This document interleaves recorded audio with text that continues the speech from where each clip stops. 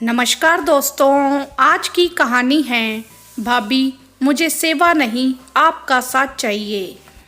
पूरे 1 साल बाद मायके आई स्नेहा भाई और भाभी से मिलकर खुश थी। माँ के ना रहने के बाद भाइयों के प्यार दुलार में ही माँ की ममता दिख जाती। बाबूजी के हर शब्द में, उनके दुलार में माँ ही तो दिखती थी। स्नेहा कैसे हैं सब, तू खुश तो है ना? और काव्या और नकुल की पढ़ाई कैसी चल रही है? सब ठीक है भैया, बस आप सबकी बहुत याद आई। भैया आप दोनों को 1 साल बाद देखा है और बाबूजी को भर नज़र देख भी नहीं पा रही। अम्मा के जाने के बाद वह कैसे अधूरे से हो गए हैं। 2 साल हो गए अम्मा को गए, लेकिन वह दर्द अभी भी उनकी आंखों में है भैया। कहते हुए दोनों भाइयों को देख बिलक पड़ी। पगली कहीं की, हमें कहती हम ही आ जाते।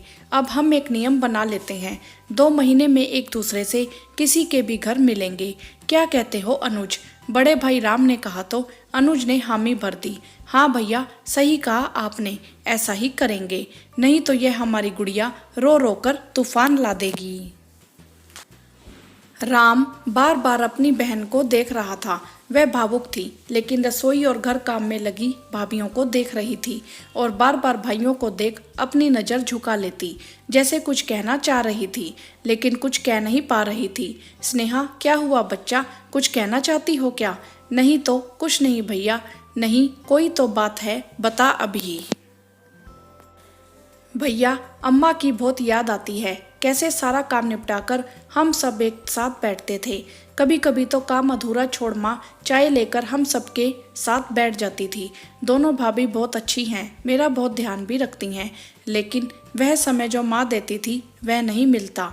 समय से खाना पीना नाश्ता ही नहीं चाहिए होता है भैया, वह दुलार प्यार और उनका समय नहीं मिलता। जैसे मेरे सामने 2 यंत्र चलते हैं, सब कुछ समय पर होता है लेकिन साथ नहीं मिलता। कहते हुए उसकी आंखों से आंसू बहने लगे। बहन के दुख को समझ गया राम।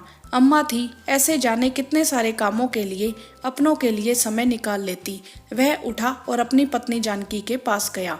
जानकी काम हो गया तो चलो सब एक साथ बैठते हैं। स्नेहा अकेली बैठी है, लेकिन राम दोपहर का खाना भी बनाना है, स्नेहा और बच्चों की पसंद का। अभी नहीं बनाऊंगी तो तुम्हारी बहन कहेगी भाभी ने कुछ नहीं किया। वह कभी नहीं कहेगी। जानकी जाओ और बैठो उसके पास, और कृतिका को भी ले जाओ, उसे तुम दोनों का समय चाहिए। उसने अभी खुद यही कहा। क्या खाना पीना उसके घर नहीं मिलता? शायद हमारे यहाँ से अच्छा मिलता है। वह हमारे यहाँ साथ के लिए आती है। जानकी वह माँ को याद कर रही है। रहने दो, आज दोपहर का खाना हम बाहर खाएंगे और घर का काम सब मिलजुल कर लेंगे। काम होगा या नहीं, जितने दिन वह है साथ तो बैठो। हाँ राम, तुम शायद ठीक कह रहे हो। मैं भी मायके जाती हूँ, यही चाहती हूँ। मेरे मायके में तो माँ है, लेकिन स्नेहा के इस दर्द को नहीं समझ पाई। शायद मुझे लगा कि अम्मा नहीं है तो स्नेहा के लिए सब कुछ ध्यान से करना होगा, लेकिन शायद नहीं, मैं गलत थी। जानकी कृतिका के साथ स्नेहा के साथ बैठी, कितनी सारी बातें हुई। स्नेहा दोनों के साथ समय बिताकर खुश थी। तभी देखा राम चाय लेकर अम्मा की तरह आया और सभी के बीच में जमीन पर बैठ गया। आओ आओ सब, अम्मा की चाय आ गई। अनुज स्नेहा आ भाई चाय पीते हैं। सभी के खिलखिलाने की आवाज़ सुन बाबूजी भी आ गए।